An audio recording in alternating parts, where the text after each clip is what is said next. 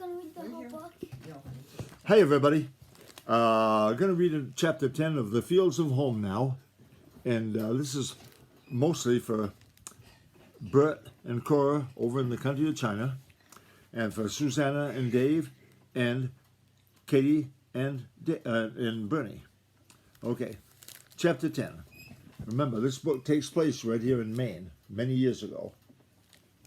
And I can remember as a kid, my father haying the way they are there with a hay rack and the horses. You forgot Gary. And it's also for Gary and Ingrid. Whoa, up in Jackman.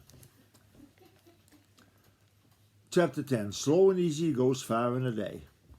I'd expected that we might sleep a little later on Sunday morning than on weekdays, but Millie came in and woke me before it was hardly light enough to see across at my room.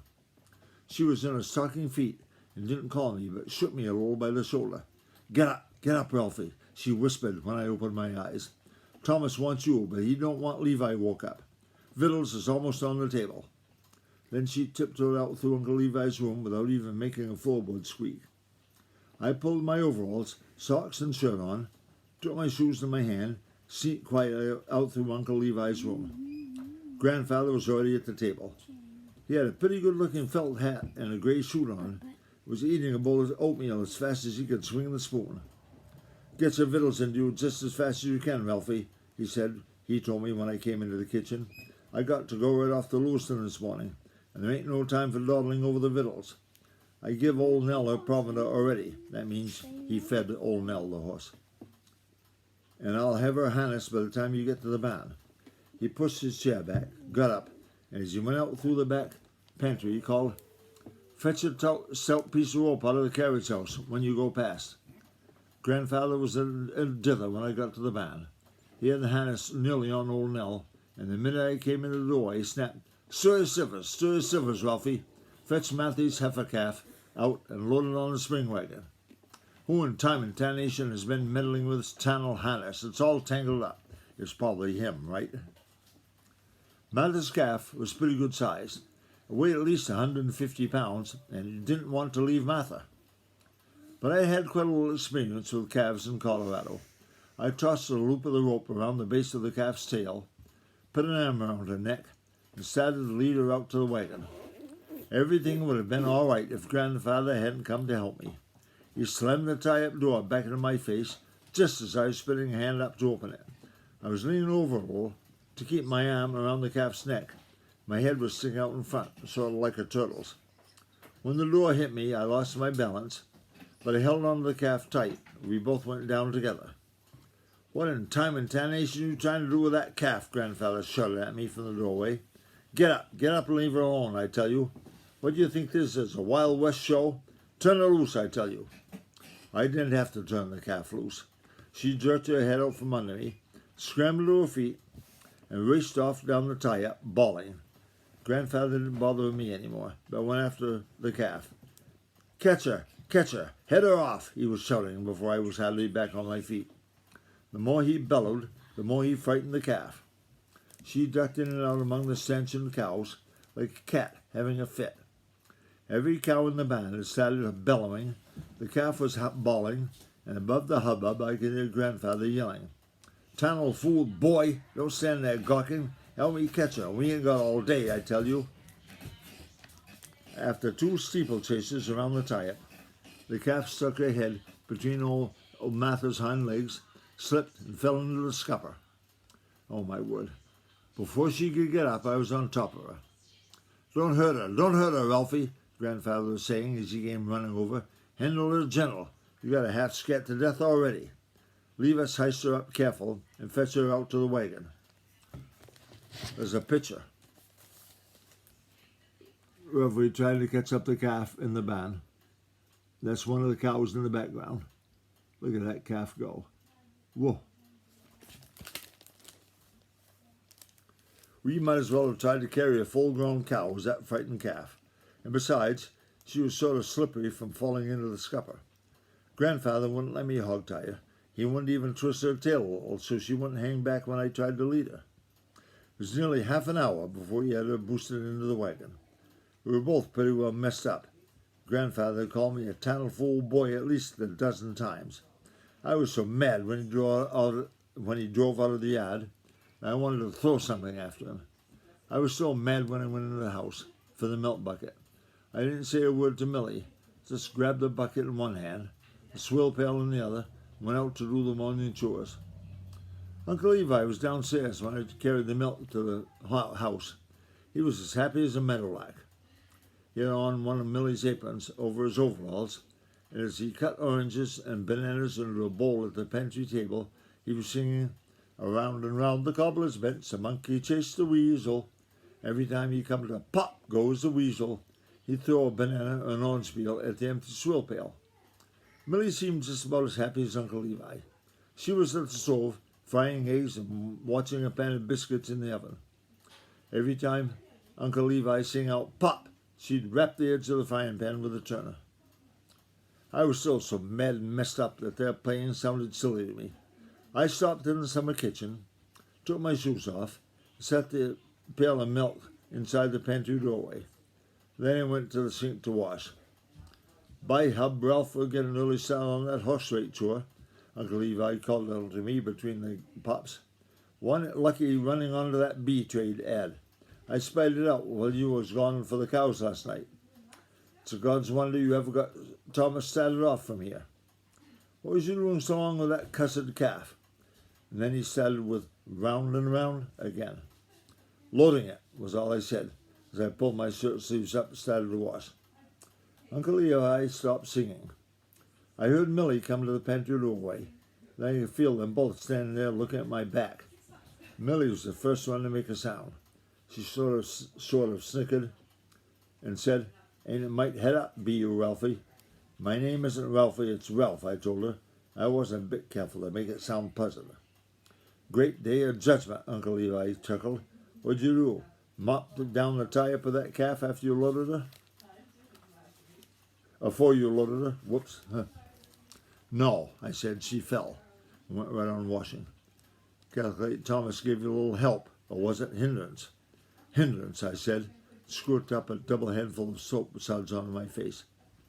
Uncle Levi had stopped chuckling. "By hub," he said, "I never seen a man could get a critter so head up as Thomas can. Can't lead a horse to water without getting him off the back house at least once." Buttons clicked on a chair behind me, and Millie said, "There's some clean clothes, Ralph. Better get into them before you come to the table. Victuals is all ready." All through breakfast, Millie and Uncle Levi kept joshing each other, careful, Jax, with the chair. But I didn't feel like joshing. I didn't have very much to say while we were picking out the tools and carrying them down to the horse rake. We just propped up the end that had the crumpled wheel when Uncle Levi said, "Thomas must have got you about as set up as you did the calf this morning. What happened?" "Nothing," I said. "Get it off your stomach, Ralph," he told me. "It's things he keeps down that poisons a man, not the things he gets rid of." Well, I might be a fool, and I don't like to be told it 40 times in 5 minutes. "A tunnel fool?" Uncle Levi asked and winked at me. "Yes, a tunnel fool, and I don't like it." Uncle Levi chuckled a little. "I didn't either when I was a boy. Used to make me so cussed mad I wanted to skin Thomas alive. Before he went off to the war, I used to ache for the day I'd be big enough to lick him." Uncle Levi straightened up and patted his fat belly. Calculate I started this breadbasket on its way before I was 10 years old, stuffing it with victuals so as I grow bigger than what Thomas was. "Did you ever lick him?" I asked. "Can't say as ever I did. Time he come back from the war, I was tougher bigger than him, but he had malaria. Ain't been in the best of health since. It's a wonder somebody hasn't licked it if he goes around calling everybody a tunnel fool. Licks himself. Calculates cost poor Thomas many a dollar and many a friend. Recollect hearing my half-sister, Eunice, tell of his saying it before he was knee-high to a toad. Father thought 'twas clever." "Well, I don't think it's clever now," I said. No, it ain't. But it's a habit. Get a habit when you're young, and it's harder to get over than blue eyes. Thomas, he don't mean no more by it than Sim Smiley means when he says he's going to kill his old woman." "Well, I get just as mad as if he meant it," I said. "I can't help it. Don't pay it no mind. great day of judgment. This ain't doing nothing to this old hay rake, is it? What? What? Almost. First thing we know, Thomas, he's liable to come raring back here and catch us at it. By hub, I hope he makes a good trade on them cussed bees. If he don't, he'll be sore in the cut thumb about us planning to rake hay with it. And if he makes a good trade, I asked. Can't always tell with Thomas, but you got to watch your chances. Like as not, if he makes a powerful good trade, if we don't wave this cussed horse rake under his nose, he'll never long on he knows we use it. Let's get on with it. I'd kind of like to see the orchard and windows before he gets home. The horse rake didn't take us as long to fix as I thought it might. We took all the bent and broken pieces up to the forge. Uncle Levi built up the fire, and while I robbed the pieces off the wreck machine and bolted them onto the hotter one, he did the blacksmithing. With the early start we got, we were all finished by 10 o'clock. The yellow colt didn't give me much trouble in harnessing, but he made up his mind he wouldn't pull the hay rake. By the time he'd settled down to it, we lost more than an hour. He'd thrown himself down 3 or 4 times, squirmed and bucked out of the harness over and over, acted exactly as he had been eating loco weed. I'd had to wire his ears together, tie a string around his tongue, throw dirt in his mouth, and even hog-tie him like a calf for branding. It was while I had him hog-tied he decided to behave himself. And once he decided, there was nothing more to it. He let us hitch him into the shafts without a bobble, and when I climbed up onto the seat, he walked off as quiet as old Nell would have. He didn't even jump when I tripped the gears to dump our first load. Uncle Levi brought out sandwiches and a pitcher of milk to the orchard for me. When I'd finished raking, he took one wheel and the shafts off the horse rake. He said it would be sort of waving it under Grandfather's nose if we left it all together. In Colorado, the hay racks were flat platforms on wheels. Grandfather's was built more like a basket. Remember the picture on the front? The bottom was only about 3 feet wide. There was a high flaring fence all around it. Instead of having boards for the floor, it was made of half a dozen birch poles. Most of them were rotten. Nearly a third of the fence stakes were broken and missing. While I was doing the raking, Uncle Levi had made new stakes and forepoles for it. After I'd harnessed and fed the yellow colt, helped him build them back into the hay rack. Took us till nearly sundown. Grandfather hadn't come home when he finished, so Uncle Levi went with me to get the cows. I took him past the high stony field and told him again how well I thought it would do for strawberries and tomatoes. Then we walked along the brow of the hill above Lisbon Valley. There was a little green meadow just beyond the foot of the hill, and a girl drove 4 or 5 cows into it from behind Grandfather's beech woods. She was wearing a white dress, and against it a long hair looked as black and shiny as polished jet. Annie Littlehill, Uncle Levi said when she came into the sight. Clever little thing, about your age. Hear tells she can cook better than any woman hereabouts. I wanted to ask him if Annie was pretty, but I didn't quite like to, so I just said, I see our cows are waiting at the bars. Grandfather's home when we got in with the cows. Old Nell was standing in the dooryard. Grandfather's down at the beehives. The minute we came out of the barn, he called, Levi, Levi, come see the powerful good trade I made. Didn't get the colonies I sought out for. Men wouldn't trade. Ralphie dirtied the heifer up too much, loading her. But I seen most of the bee men roundabouts there, and I made a tarnal good trade. Come see him. He blamed Ralph for dirtying the calf up. They were still down there when I harnessed old Nell and watered her, but by the time I'd finished the chores, supper was ready, and they were at the table. Grandfather was so excited about all the trades he'd tried to make, he wouldn't eat his supper, and Millie had to make him an eggnog with a spoonful of whiskey in it. When I went upstairs to write Mother a letter, he was still telling Uncle Levi and Millie about his trading. It was just by luck I saw Grandfather looking over my raking job the next morning. He didn't usually get up until after I'd finished chores, and I seldom left the van till I went to feed Clarabelle's calf after milking. That morning, old Bess wasn't waiting to catch her squirt of milk. When I whistled for her, and when I whistled for her, she came running in wet from the direction of the orchard. I just happened to glance out through the type window, and there was Grandfather. He had his hands linked behind his back and was walking along slowly between the windrows. His head was turning from side to side as he looked and he looked as if he were trying to find something he'd lost. He couldn't have stayed out there more than 2 minutes after I saw him. Before I finished milking Mather, he called from the front barn doorway. "What are you dawdling over them chores for, Ralphie? Time flies. We got haying to do today." In some ways, the haying went better than I expected it to for the first few days. Grandfather worked most of the forenoon with Uncle Levi and me while we shot the hay in the orchard. He never asked how the raking had been done. We didn't tell him. In the afternoon, when we were ready to haul, Millie put on a pair of overalls, made a jug of switchel, Jamaica ginger and water, sweetened with molasses, and came out to help us. Switchel is good when you're drinking it in a hayfield and it's hot out. Are you done?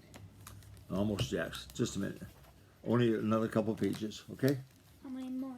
2. I had thought I was going to show Grandfather something about pitching hay, but little as he was, he could swing up just as big a forkful as I could. He started swinging them just as fast as he could go. "Come on, Ralphie, come on," he sang out as Millie stopped the rack beside the first row of shocks. Oh, see, Millie's up on top of the hay load, and she's driving the horses when they have to move it. Let's see. I and you will show him what kind of logs makes wide shingles. Then he jabbed his fork into a shock, crouched, levered the fork handle across his bent knee, and sent the load sailing over the high rail of the hay rack. It was hardly off the fork before he was trotting toward the next. My blisters were beginning to heal pretty well, and with my new gloves, they didn't bother me much in handling a pitchfork. I wasn't going to let Grandfather get ahead of me, so I jabbed my fork deep, pitched, and ran for the next shock.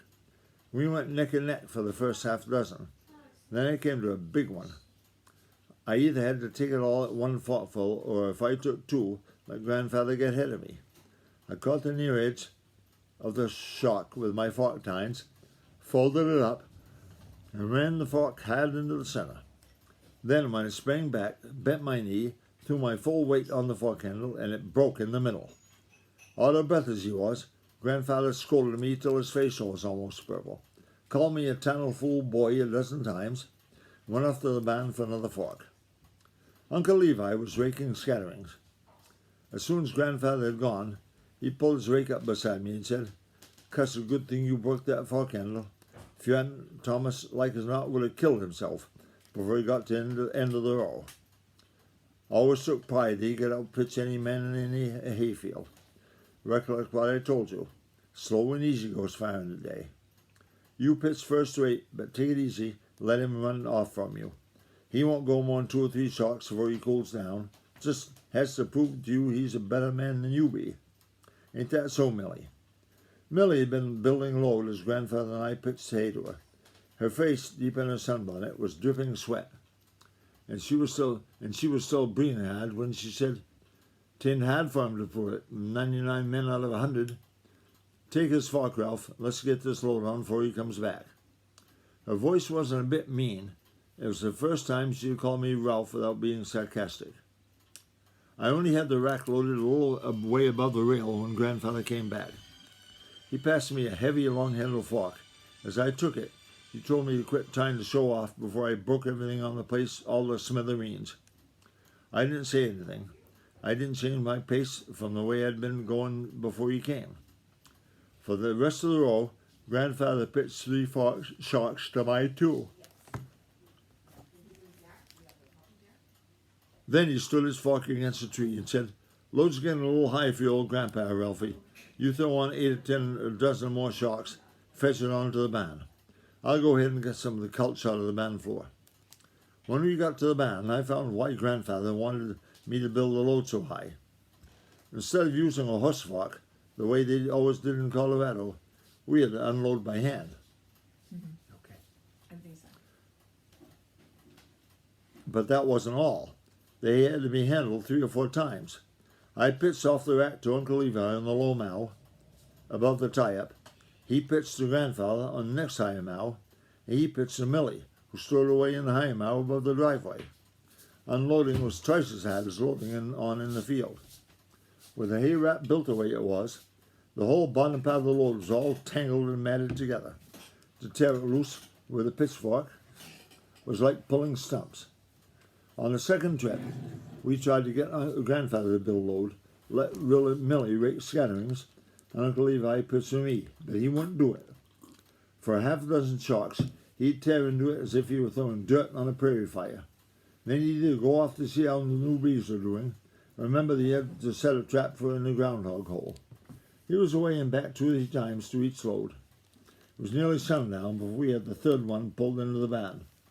Both Grandfather and Uncle Levi were too tired to do the unloading. Millie had to cook supper. I wasn't a bit sorry when Grandfather said, "Unhitch your horses, Ralphie. We've done a good job of work today, and we'll leave her set right where she is till morning. Can't go to hauling in mornings anyways, till after the sun's high enough to suck up the dew." I saw Annie when I went for the cows that evening. She had on a pink dress, and for a minute I thought she'd spy me sitting there by the base of the big beech tree. Her face turned that way just as she went out of sight behind the woods at the foot of the hill, and I could have sworn her hand waved a little. That's the end of chapter 10. So they're hating, and it's a miserable, hard job. Wow. Okay, we'll read chapter 11 someday soon, okay, Bye, everybody? guys. Bye-bye.